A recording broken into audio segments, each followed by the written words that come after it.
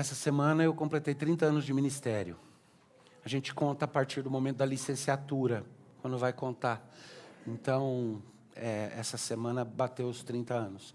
Diferente de outros marcos que têm acontecido recentemente, por exemplo, virar um 50 e tudo isso daí, que me trouxeram um pouco de tristeza, esse me trouxe alegria no coração, de pensar que eu já passei da marca da metade, já passei bastante, né? 3/4 da vida útil pastoral aí já foram, então tem chance de eu chegar na reta final, tranquilo e ok. E isso traz alívio, traz alegria. Porque o medo da gente, eu vou contar para vocês o que é um dos medos da gente no ministério. É refletido por um hino, que nunca me sai da cabeça quando eu penso no que é a vida de ministério. O hino diz assim: muitos que corriam bem já conosco não estão. E corta o coração ver aqueles que vão ficando pelo caminho. Às vezes estraçalhados, às vezes rebeldes. Então é alegre pensar, até agora Deus tem me mantido na linha, às vezes com vara pesada, às vezes usando os anzóizinhos que Ele põe nos nervos do dente, né? Alguns dos quais vocês conhecem bem, como ovelhas, como irmãos queridos. Mas talvez o maior desafio para mim seja não perder a perspectiva.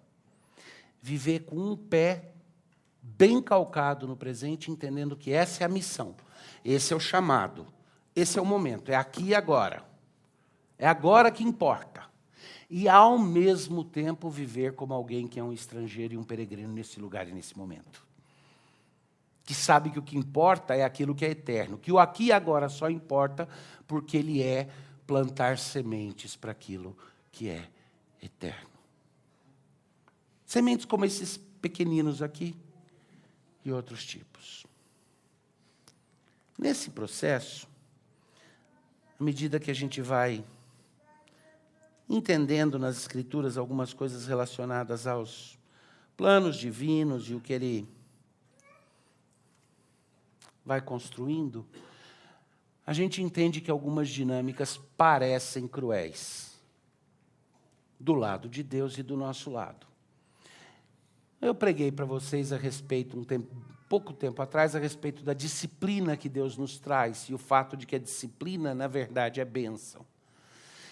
Outra coisa que às vezes nem sempre é fácil aceitar, é que quando Deus aquece o fogo da chapa, na qual nós estamos em pé, sentados ou deitados, põe fogo ali para dar uma queimadinha no pé, uma sapecada no traseiro, não é porque Ele é sádico. Tem razão específica e tem razão maior, e ela é boa no final. Esse é um desafio para todos nós. E comunicar isso para vocês. Se você tiver com a Bíblia na mão, abre no 4º capítulo de Atos. Eu vou ler para vocês os versos 23 a 37. Deixa eu começar dizendo que quando o Zorro e o Tonto... Alguém aqui não sabe quem foi Zorro e quem foi Tonto? Que às vezes, né, com os mileniais e as gerações Y e Z, aí a gente tem que ter certeza, né? Não pode assumir.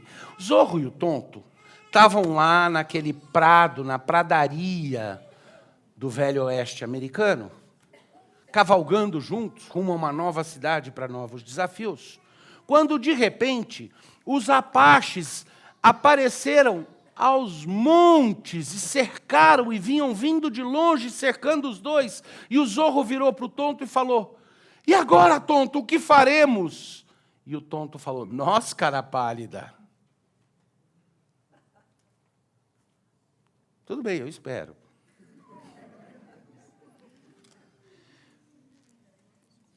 Às vezes, na situação de risco e perigo, a gente até vira e fala: "Eu não, cara pálida, não é comigo. A questão é outra." E foge.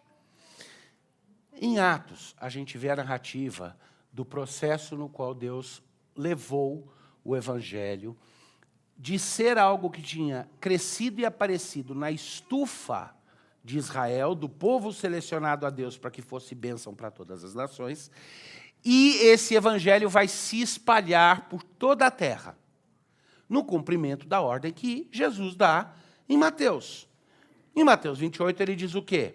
Ele diz, vocês vão se espalhar pelo mundo e ser minhas testemunhas. O problema é que ali em Jerusalém, e lembra, Jerusalém representa a cidade de Deus, no final das contas. Nós lemos responsivamente um texto sobre a Nova Jerusalém. E Jerusalém representa o anseio das nações, a cidade da paz.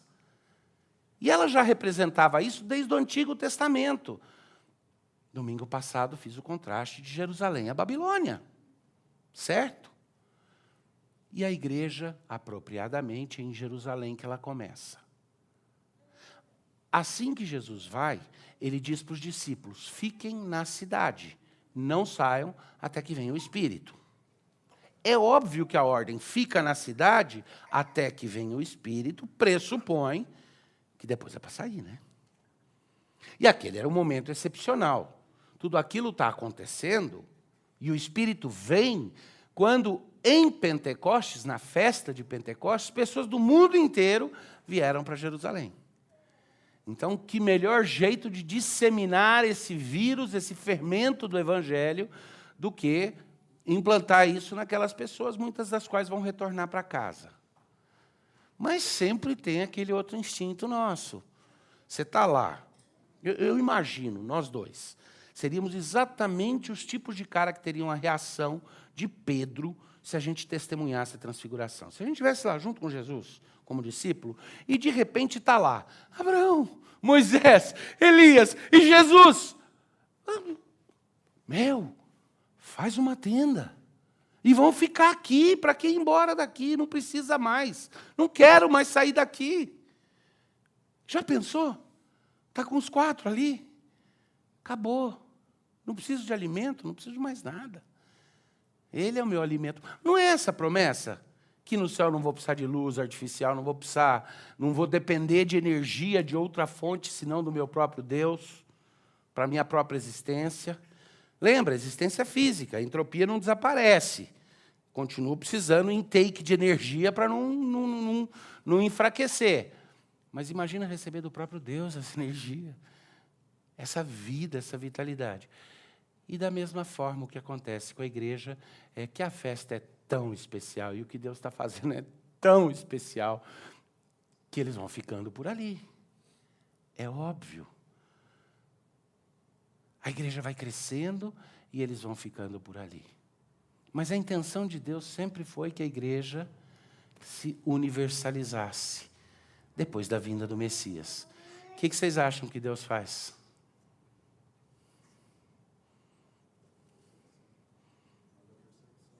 Ele aumenta o fogo na chapa para que o pessoal mexa os pés, levante do traseiro e vá cumprir o seu propósito.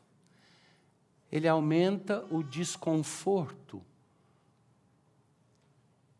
Agora é lógico, aí a gente olha para isso e fala, poxa, mas é crueldade, Deus está brincando comigo.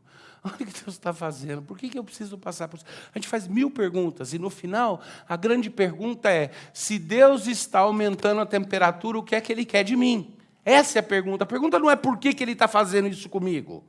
A única pergunta adequada é o que Ele quer de mim. Ali no caso, a igreja sabia o que Deus quer de mim.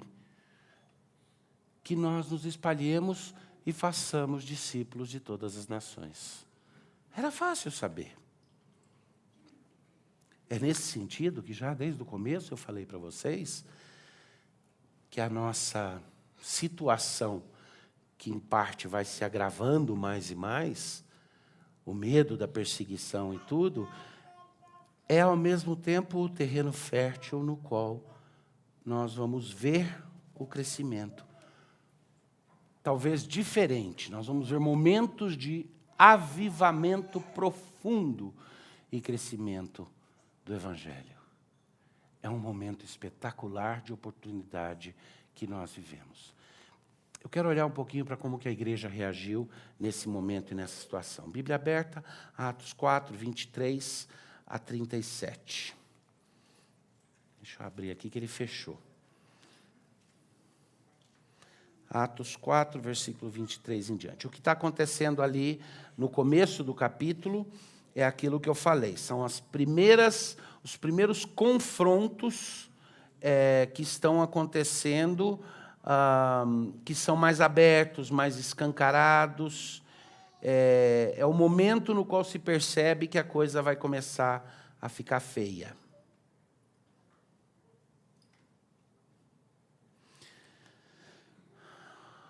Pedro vai preso. Primeiro registro ali de uma prisão ainda pelas autoridades judaicas, já dos apóstolos e tudo isso daí, na qual o confronto vira aberto. Até ali, a fé crescia nas próprias sinagogas.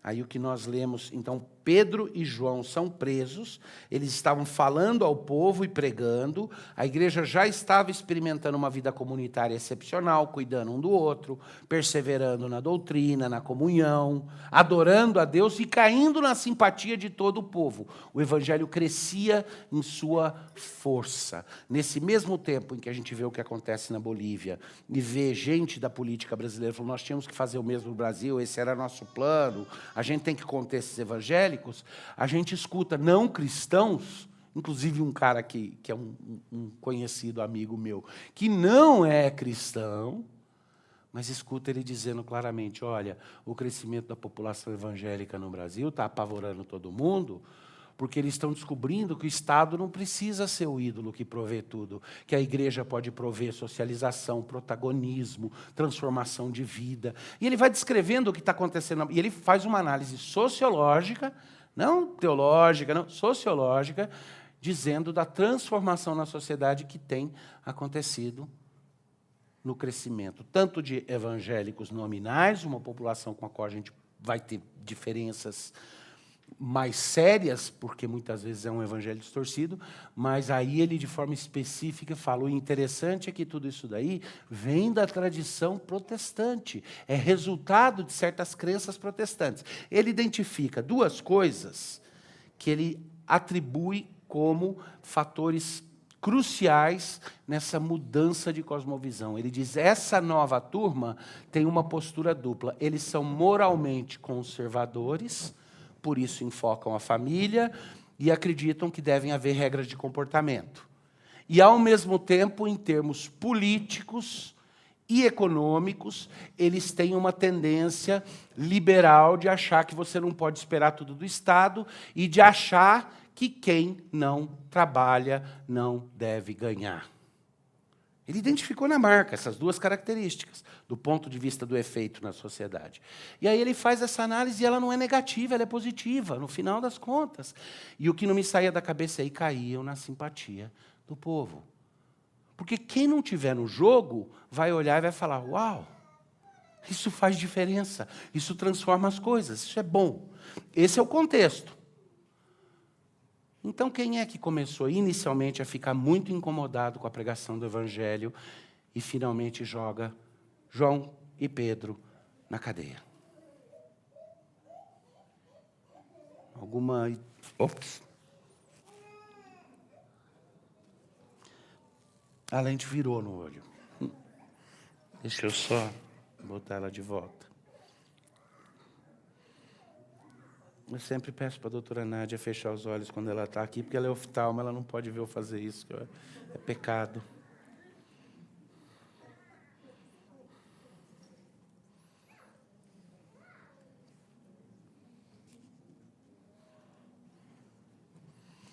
Pronto, voltei a ter escamas nos olhos, posso falar para vocês de novo. Ao contrário de Paulo. Quem prende a Pedro e a João é o Sinédrio. São as autoridades teológicas e bíblicas do momento. Os líderes do povo judeu, aqueles que eram responsáveis por garantir que a nação seria instruída na lei de Moisés. E eles é que prendem. Por quê? Porque é uma coisa lidar com o ocupante romano, com a ocupação romana. Os romanos vêm e dominam. Eles estão sob domínio romano, não estão? Mas é uma coisa você lidar com as implicações de um dominador político como o Império Romano. Porque se você souber negociar, até numa ocupação romana você acha os vãos que você precisa para manter a sua autoridade e continuar lucrando. Não é isso o medo nosso no Brasil hoje? Até com toda essa luta contra a corrupção, a gente não tem medo que alguém vá achar as brechas que precisa para continuar sobrevivendo? Agora, outra coisa é quando você descobre que o exército de ocupação não é o Império Romano, mas é algo que transforma as mentes das pessoas e a vida das pessoas de uma forma tão radical que você vê o seu poder evanescer. Você descobre que não vai continuar controlando a mente das pessoas. Que vem uma verdade que liberta. E aí eles se sentiam ameaçados. Então eles levam João e Pedro diante do Sinédrio, e eles então começam a fazer o debate deles. Eles finalmente fazem uma proposta. Tá bom, a gente vai só dar umas chicotadas e vai deixar vocês vivos. Porque eles sabem que se eles matarem os caras ali, vai dar muito rolo, porque a população está encantada com a mensagem que eles estão trazendo. Então eles falam, olha, tudo bem, a gente vai dar uma sova e soltar vocês, mas vocês têm que prometer parar de falar desse Jesus. Para de falar esse negócio de ressurreição dos mortos, que Jesus ressuscitou, porque nós que mandamos matar o cara era um bandido, a gente mandou matar, agora vocês vão sair por aí dizendo que ele ressuscitou, o que a população vai dizer a nosso respeito? E a resposta que Pedro dá é, importa obedecer a Deus. Vocês me dizem qual que é mais justo, obedecer primeiro a Deus ou aos homens? E pior, ele pega e fala, tomai conhecimento, versículo 10, tomai conhecimento vós todos, e todo o povo, ele está falando para as autoridades, e ele fala, toma conhecimento do seguinte, no nome de Jesus Cristo Nazareno, a quem vocês crucificaram, o que não podia dizer, ele fala, né? E a quem Deus ressuscitou dentre os mortos, sim, é no nome dele que esse homem aqui acaba de ser curado. Jesus é a pedra rejeitada por vocês. Puxa, fica quieto, não piora o caso. Não precisa esfregar na cara. Ele não podia falar, Jesus é a verdade, vocês não reconheceram, vocês não perceberam, mas ele era a verdade. Não, ele vira e fala, ele é a pedra que vocês rejeitaram. Vocês resistiram a Jesus. Mas Deus o ressuscitou dos mortos. E agora, no nome dele, a gente está curando doente. Aqui, coisa que vocês não conseguem fazer há 400 anos.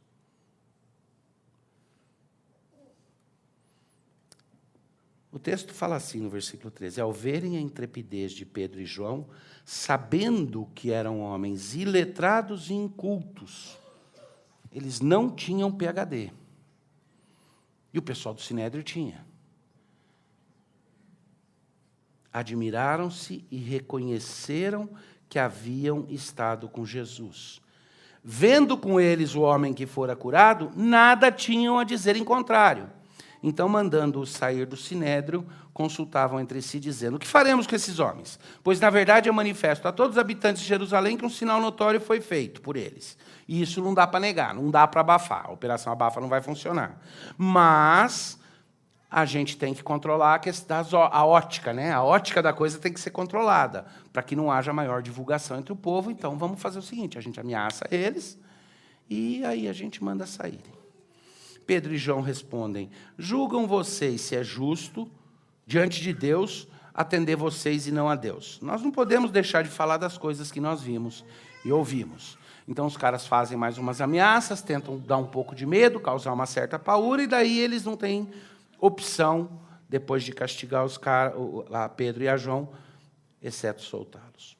Versículo 23, agora eu vou ler sequencialmente. Uma vez soltos, procuraram os irmãos e lhes contaram quantas coisas lhes haviam dito os principais sacerdotes e os anciãos.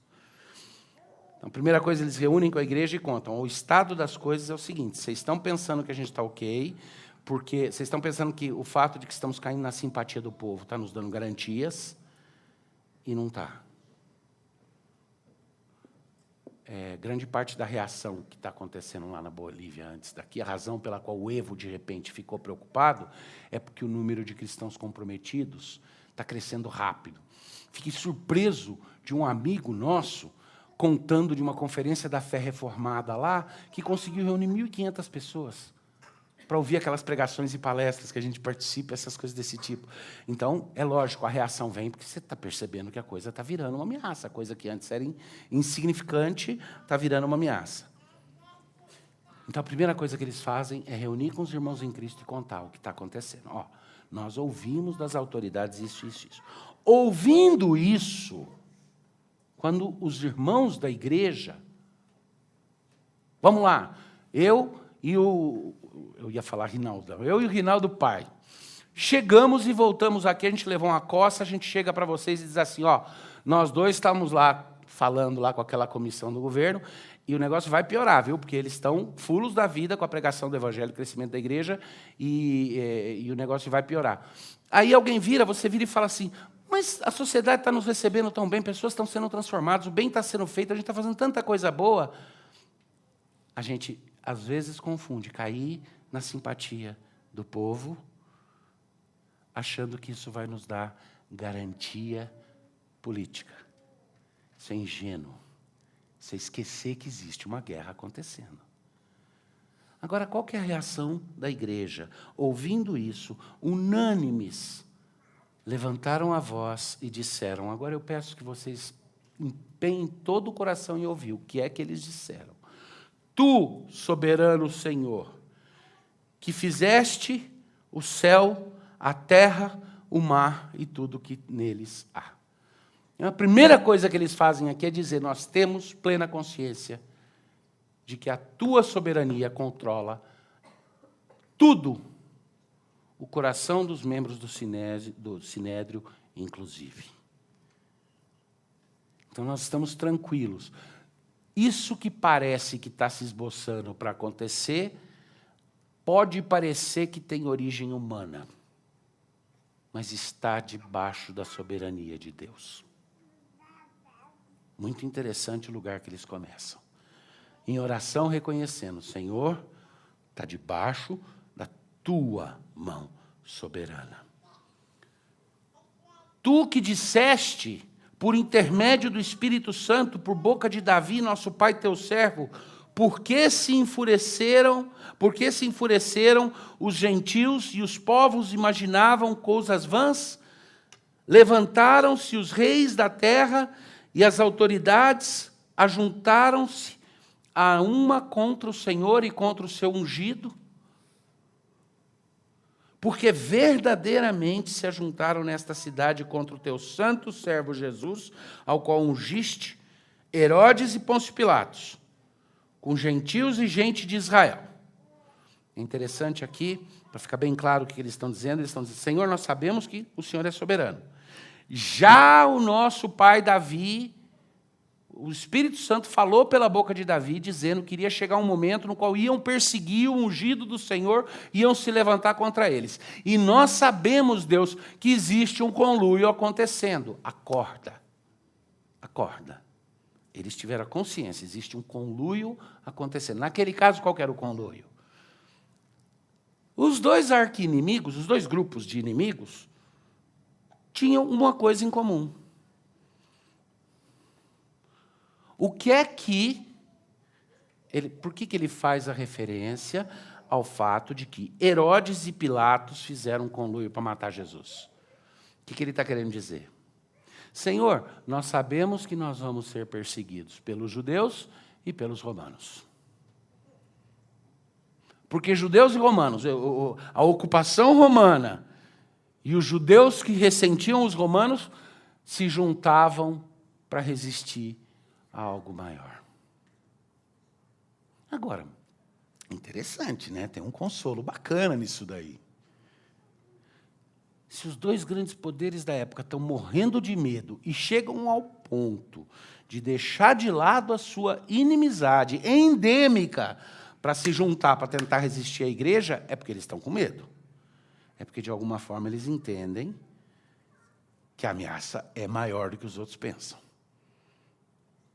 E não iam estar fazendo isso se fosse bobeira. Então, o povo, em oração, a resposta deles ao ouvir de Pedro e João o que está acontecendo é: Senhor, nós sabemos que o Senhor é soberano sobre tudo isso daqui. E nós sabemos, já era previsto, que as forças se uniriam contra o teu ungido. Nós sabemos que os romanos e os judeus juntos se uniram para matar Jesus. Mas o versículo 28 mostra que eles não titubeavam na consciência que tinham. O versículo 28 diz: para fazerem tudo o que a tua mão e o teu propósito predeterminaram.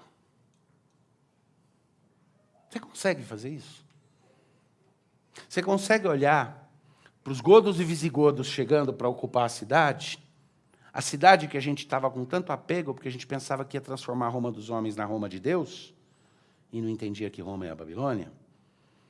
E os godos e os visigodos estão chegando, e a gente vira e fala: Senhor, nós sabemos que vem chumbo, e vem chumbo grosso.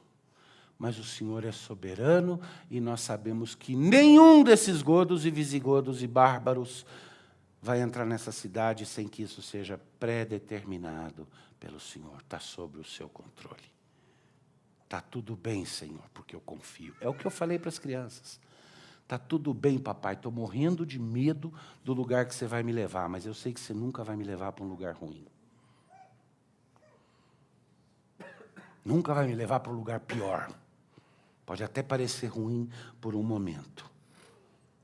Depois desse reconhecimento, eles dizem: agora, Senhor, olha para as suas ameaças. E aí eles dizem assim, depois de ter reconhecido a soberania de Deus, eles falam: olha para as ameaças que eles nos fazem e nos preserva, nos salva deles, nos dá paz e tranquilidade, nos dá a habilidade de enganá-los e conseguir disfarçar, nos ajuda a moderar a retórica para não hostilizar, nos dá diplomacia política para a gente navegar essas águas. É isso que eles pedem, né? Eu tinha só pedir para vocês ficarem de Bíblia aberta, porque nesse momento eu queria que alguém me contestasse. Por favor, o que é que eles pedem a Deus na oração? Intrepidez. Para que eles preguem a palavra com mais força. Deus, a gente sabe que vem chumbo grosso, nada foge da sua soberania. O que eu vou te pedir não é que faça as ameaças irem embora, porque elas estão debaixo do teu plano. O que eu vou te pedir é que me dê intrepidez para pregar com mais ousadia. O que eu vou te pedir é que me dês a habilidade de aumentar o volume enquanto o Senhor aumenta a temperatura da chapa. Interessante, né? É contraintuitivo. É contraintuitivo do ponto de vista humano, mas faz completo sentido se nós vamos viver a nossa cidadania celeste aqui, por meio da nossa cidadania terrena. Aí faz todo sentido. O quanto mais espremido, o quanto mais apertado, mais eu quero gritar, que é um elefante. Vocês conhecem a história do elefante? É fácil. Vários cientistas, dentro de uma grande sala, estão tentando analisar e identificar o elefante. Mas todos esses cientistas são acometidos de cegueira. Eu posso até falar de cegueira sem muito medo aí de alguém me acusar de ser politicamente incorreto. Vocês viram aí o que a minha quase cegueira causa de sopetão. Se a lente caísse no chão e eu pisasse, eu ia pregar cego para vocês o resto do culto, porque não ia ter outro jeito, né? Se bem que talvez a Adriana tenha trazido reserva. Trouxe? Tá. Hoje, graças a Deus, dá para ter reserva. Os cegos dentro da sala estão analisando aquele elefante, usando as ferramentas que tem, o tato. E é lógico, tem um cego que está abraçado na pata do elefante, e ele está dizendo: é um coqueiro. É um grande coqueiro, porque ele passa a mão e ele fala: é um coqueiro. Tem um outro cego que está segurando o rabo do elefante e falando: é uma vassoura, um espanador. Tem um outro que está tocando a orelha do elefante falando: é uma aba de couro, não sei para quê. E cada um, eles não falam total mentira dentro das limitações que eles têm como cegos. Mas tem uma pessoa que vê. e que está no canto daquela sala, porque a cacofonia, a gritaria, a bagunça dos cegos não deixa essa pessoa nem chegar perto. E ela grita com todo o seu fôlego: é um elefante, é um elefante, é um elefante, na esperança que alguém pare para ouvir. Porque se os cegos escutarem que é um elefante, eles juntam a informação que todos eles estão recebendo e param de acreditar numa mentira, porque veem a coisa toda como ela é. O nosso desafio, a pregação do Evangelho, é gritar que é um elefante. Dizer, Jesus Cristo, aquele a quem vocês crucificaram, é o Filho de Deus. E era necessário e planejado, veja quantas vezes, toda hora que o sacrifício de Cristo era explicado e a ressurreição dele, os apóstolos, nesse momento inicial, sempre conectavam isso com sempre foi o plano de Deus. Era sempre dizendo, isso foi predeterminado, isso foi o que Deus desde antemão determinou, esse era o plano deles, a ênfase. O choque era esse, o choque era chegar para os judeus que tinham sido os portadores da aliança, e os judeus convertidos, todo mundo era judeu ali naquela época, né? Não era ainda a questão gentios e judeus. Mas os judeus convertidos chegavam para os homens do Sinédrio e diziam, vocês leram errado, a lei toda já avisava que ia ser assim. E vocês estavam tão cegos pela rebeldia que todos nós somos subjugados sem Cristo, que quando Cristo veio vocês mataram. E Deus não deixou ele ficar morto e ressuscitou a eles. É ofensiva essa mensagem. Significa que todo mundo perdeu o bonde. E o que eles pedem a Deus? Senhor, nós sabemos que a temperatura só está subindo porque o Senhor está fazendo isso. E esse sempre foi o seu plano. Então o que te pedimos é nos ajuda a aumentar o volume e gritar com mais força, que é um elefante. Aliás, eles dizem assim, agora, Senhor, olha para as suas ameaças e concede aos teus servos que anunciem com toda intrepidez a tua palavra, enquanto estendes a mão, não para restringir os perseguidores, nem nesse momento, enquanto estendes a mão para fazer curas, sinais e prodígios por intermédio do nome do teu santo servo Jesus.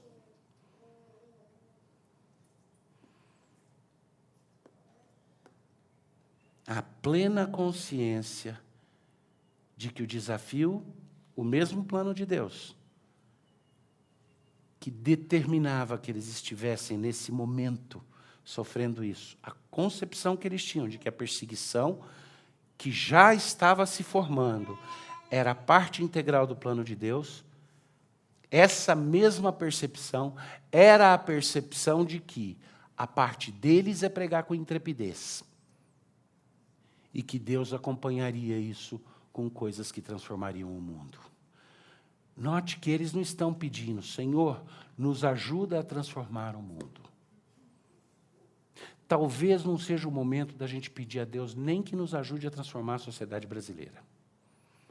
Talvez a gente possa ser um pouco mais humilde. A gente pode pedir a Deus que nos ajude a darmos um testemunho fiel e intrépido e que Ele transforme a sociedade. O protagonismo é dele. Ele é que precisa fazer os milagres, as curas e as transformações.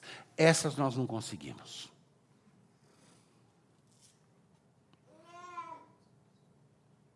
Para citar um pagão, mas eu me justifico dizendo que até o Paulo chegou lá no Areópago e citou os poetas pagãos, né? Brecht fala que o perigo é que você mata as malditas serpentes que tragam as coisas e roubam a beleza e roubam a verdade. Você mata e aparece uma maior. Você faz um verso que, como uma pomba, você lança na boca da serpente, a serpente mastiga aquela pomba, e com a indigestão do seu estômago, ela cria uma serpente maior. E esse é o estado das coisas dos homens. Mas Deus transforma. Quanto a nós, Ele pede de nós um testemunho fiel. Um testemunho efetivo, intrépido, que grita com todo o fôlego. É um elefante. Que diz para todo mundo, Deus está em controle. Que não tem medo de dizer para o mundo, Jesus Cristo, aquele que o mundo pensa que pode rejeitar, é aquele que já comprou o mundo todo. Mas não para por aí. Porque falar Deus é grande, Deus é bom, Deus não pode ser negado, até o muçulmano fala. Alá é soberano. Mas virar e falar Deus é amor, Deus é bom, Deus é poderoso, e Ele é bom, Ele é amoroso, Ele quer o meu bem mais do que os pais querem o bem dos seus próprios filhos. Isso só o Evangelho nos ensina. Interessante que Deus certamente aqui estava disposto a dar para eles um selinho especial, um beijo especial daqueles que os pais e as mães dão nos seus filhos e filhas quando precisam reafirmar. Porque o que nós lemos é, tendo eles orado, tremeu o lugar onde estavam reunidos. Todos ficaram cheios do Espírito Santo e com intrepidez anunciavam a palavra de Deus. E aí, de novo, vem o desafio, porque aí começa a descrição. A descrição que, se fosse eu, aquela que eu brinquei falando, se fôssemos nós dois, a gente ia querer ficar naquela montanha com os 4, com os 3 lá. De novo acontece algo parecido. Porque depois que eles, com intrepidez, começaram a anunciar o Evangelho, a narrativa, Lucas aqui continua dizendo assim, e da multidão dos que creram, era um o coração e a alma. Ninguém considerava exclusivamente seu nenhuma das coisas que possuía. Tudo, porém, lhes era comum. Com grande poder, os apóstolos davam testemunho da ressurreição do Senhor Jesus. E em todos eles havia abundante graça, pois nenhum necessitado havia entre eles. Porquanto os que possuíam terras ou casas, vendendo-as, traziam os valores correspondentes e depositavam aos pés dos apóstolos. Então se distribuía a qualquer um à medida que alguém tinha necessidade. Uau! É isso. É o paraíso na terra, né? Vamos ser sinceros, é o verdadeiro sonho comunista? Não. É uma descrição de um povo que entendeu que aquele momento chegou ao fim. Não faria sentido virar e falar, se está tão bom assim, vamos ficar aqui, acabou. Porque aí Deus ia ter que aumentar ainda mais a temperatura da chapa. Porque eles já sabiam que o que Deus estava pedindo deles era um testemunho fiel, mas Ele queria espalhar esse testemunho fiel. O que estava acontecendo aqui, a razão pela qual eles estavam chegando tão perto um do outro, vivendo nessa comunidade especial, de um só coração, é porque eles tinham entendido que a missão era inevitável, que o que vinha pela frente iria requerer situações especiais, que não era mais um tempo ordinário, mas um tempo especial, porque as coisas estavam mudando. Vai chegar um tempo no qual, na Igreja de Cristo, nós vamos descobrir que nós vamos ter que tomar algumas ações radicais assim. Ninguém hoje está dizendo para você, vai lá, vende sua terra e traz o dinheiro aqui para dividir com todo mundo. A utopia que diz de cada um de acordo com sua capacidade, para cada um de acordo com a necessidade, não tem nada a ver com o Evangelho. Aliás, em termos de remuneração, o Evangelho fala que aquele que não trabalha também não coma. Digno é o trabalhador do seu salário. Aquele que faz bem deve ser honrado duplamente. Tudo isso daí está na Bíblia. O que está dizendo aqui é que há situações onde a gente se prepara pelo que vem pela frente e a gente faz o quê? A gente diz, agora... Marcelo, presbítero, se fosse líquido e certo que em 6 meses haveria um confisco de toda a propriedade privada, você deixaria por um instante de tentar passar para frente o que você tinha e ajudar os irmãos e consumir tudo isso? É quase que aquela brincadeira que diz, eu queria que Deus me desse a graça de gastar meu último dinheiro no dia de eu morrer. Lógico que eu não quero deixar para os meus filhos dívida. Mas acho que eles vão ficar ok se não deixar nada e queimar o último tostão no último dia, né? Dura que a gente não sabe quando que é o último dia. Vai que a gente dura um pouquinho mais e fica sem. Eles sabiam que a perseguição estava vindo, que eles iam perder suas propriedades, que eles iam ser espalhados, que eles iam perder a vida, talvez. E eles então entendiam que era um momento no qual a gente diz, ok, nesse instante, a gente suspende várias das coisas ordinárias e aprende a viver como quem está se preparando para a luta. É lógico que algumas das coisas era só um coração e só uma alma. Que Deus nos dê isso como igreja, porque isso é a nossa cidadania celeste.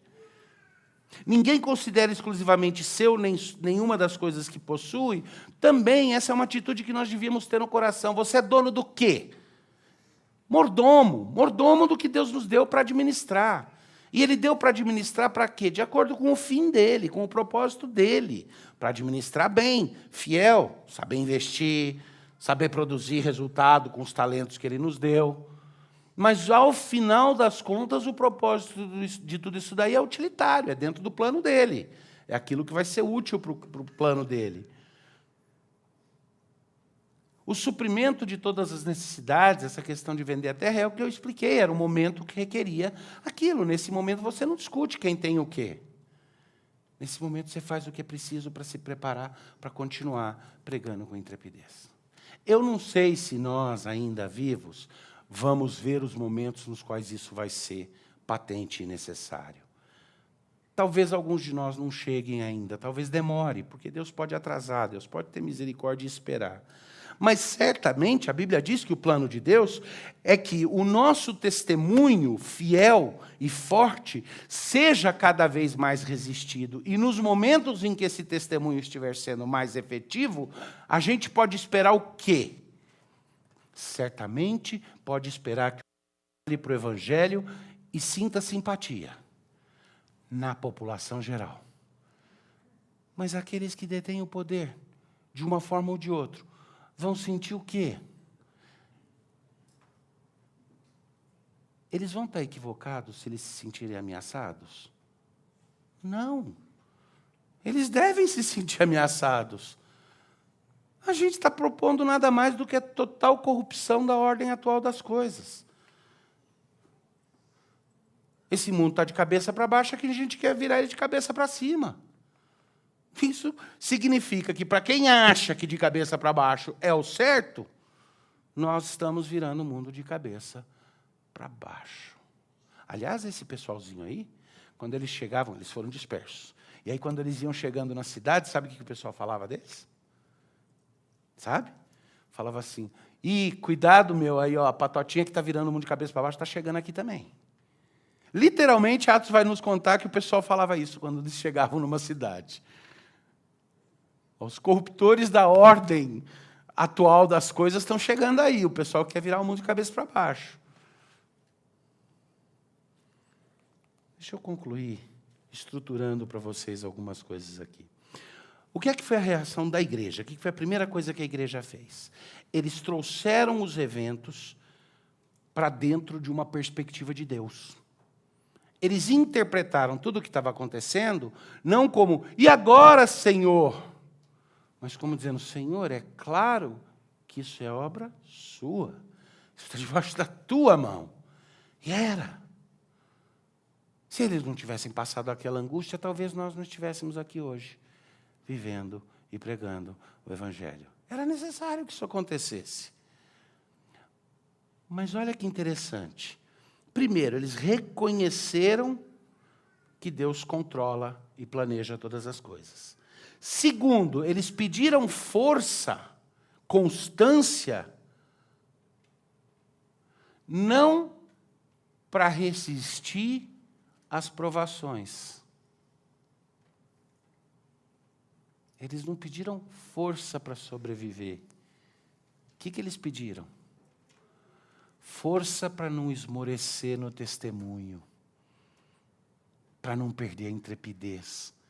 É diferente. Eles consideravam que eles já estavam entregues, que importava mais obedecer a Deus. Então, eles pediram força e intrepidez na mensagem. Não pediram alívio, não pediram arrego. Não quer dizer que seja pecado você pedir arrego quando o peso está pesado. não quer dizer que as circunstâncias e contingências da nossa vida não possam ser questionadas até com Deus. Mas quer dizer que quando claramente Deus está cumprindo o seu plano e fazendo valer a sua vontade, a gente vira e fala, então, Senhor, me dá força para ser fiel.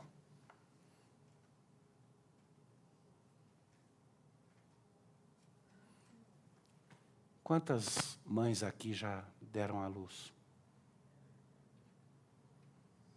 Eu queria ver, para ver um número massivo. Eu sei que tem um monte de mãe que não levantou a mão. Quem aqui já teve filho?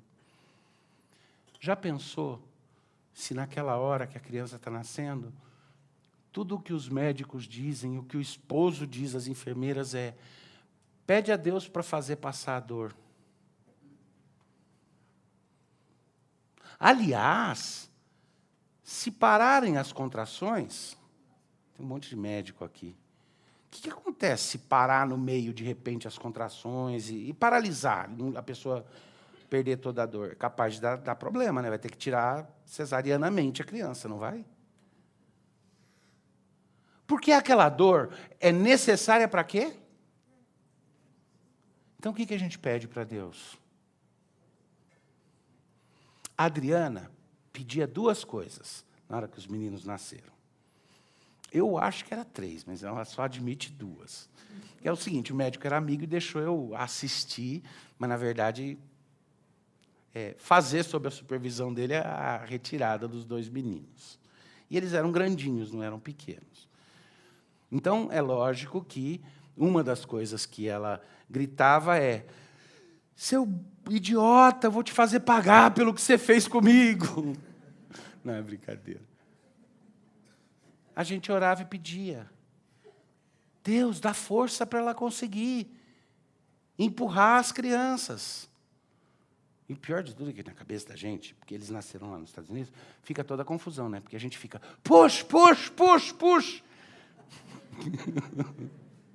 Deve dar uma confusão quando quem não sabe inglês vai estar presente lá no parto e ver os médicos falando, push, push, push. O cara deve pensar, poxa, pega pelo pezinho e puxa assim, né? Mas o que você pede na hora do parto não é para aliviar o que está acontecendo e parar aquilo na hora. É força para chegar até o fim e botar para fora a criança. Deus está parindo um novo mundo, no qual Ele habita conosco, no qual Ele enxuga nossas lágrimas. Esse sempre foi o plano dEle. E o que nós pedimos a Ele é o quê? Senhor, eu não te peço o alívio daquilo que vem do Teu plano. Eu te peço a força para que eu seja fiel e dê um testemunho fiel para esse mundo, no meio daquilo que eu sei que não foge do Teu controle. Mas uma outra coisa interessante é que nesse momento a igreja se junta de um jeito que ela não se junta em outros momentos. É uma oportunidade para a gente se aquecer com o calor humano. Eu não acredito que vocês sejam covardes. Não acredito que você seja um covarde, mas eu tenho certeza que você briga melhor em turma, porque eu também sou assim. Não é covardia, é que é muito mais fácil, eu não estou sozinho. Porque a solidão, de certa forma, multiplica todo o sofrimento da oposição que a gente sente. Mas juntos é mais fácil. Me faz pensar, reverendo Vadislau, que na época dele de luta contra o Evangelho, contra Jesus, não cristão, rebelde contra a fé, lançado na cadeia por questões políticas, ele estava lá depois de uma bela surra que levou, e aí o cunhado dele, meu tio, casado com a irmã do meu pai, foi lançado na mesma cela, tinham prendido o cunhado dele também. E quando ele viu abrir a porta daquela cela e jogarem o cunhado dele lá dentro, ele levantou e falou: Derlo, que bom que você está aqui comigo.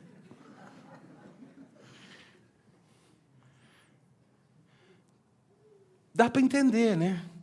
É horrível se ele fosse parar para pensar, ele ia falar, não, eu não queria que tivessem pego ele também. Eu amo, eu não quero que... Mas nós não estamos sozinhos nessa luta e Deus nos fala, cheguem mais perto, tenham comunhão, fiquem juntos, porque a coisa vai ficar mais difícil, não menos. E isso dá para nós uma oportunidade de algo que é mais gostoso. não menos. Mais próximo e não menos. O que foi o resultado? Gozado que o texto fala o resultado. Eles cresceram em poder, o testemunho deles foi mais poderoso, tiveram crescimento numérico no meio da perseguição. Porque outros olhavam e falavam, era isso que eu queria também. Eu queria alguma coisa assim. Mas mais importante de tudo, o que cresceu mesmo é que em tudo eles refletiam a graça de Deus. E a graça de Deus é uma coisa que ela vira luz para todos, mas ela muda radicalmente os seus conduítes. Aqueles que são usados para refletir a graça de Deus são tão profundamente transformados por essa graça que experimentam gozos e alegrias que esse mundo não pode nem conhecer. E o texto é claro, eles cresciam na manifestação da graça de Deus. Já pensou orar o Pai Nosso assim? Deixa eu tentar. Desculpa, o Pai Nosso não, o Salmo 23. Resolvi não usar o Pai Nosso para não ter nem de brincadeira adulterar uma oração. Mas o Salmo 23, eu quero que vocês escutem aqui a versão modificada. Ainda que o Senhor seja meu pastor, eu não quero estar em falta das coisas que eu desejo ou acho que preciso. Ele precisa produzir em minha vida pastos verdejantes. Pelo menos a maior parte do tempo. Ele não precisa me levar até as águas tranquilas, porque isso é algo que eu quero já estar desde o começo, porque eu creio que eu tenho direito. Ele não precisa restaurar a minha alma, desde que Ele me mantenha sempre em bons espíritos. Ele pode até me levar pelos caminhos da justiça, por amor do seu nome, desde que para isso eu não tenha que sair da minha zona de conforto. E eu nunca andarei pelo vale da sombra da morte.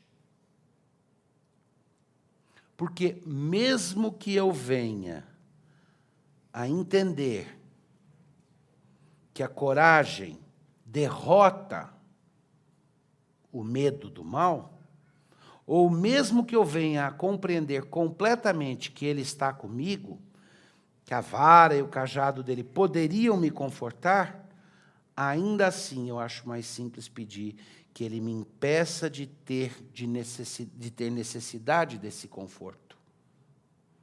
Que Ele me impeça de ter necessidade desse consolo. Que Ele me preserve do momento da aflição.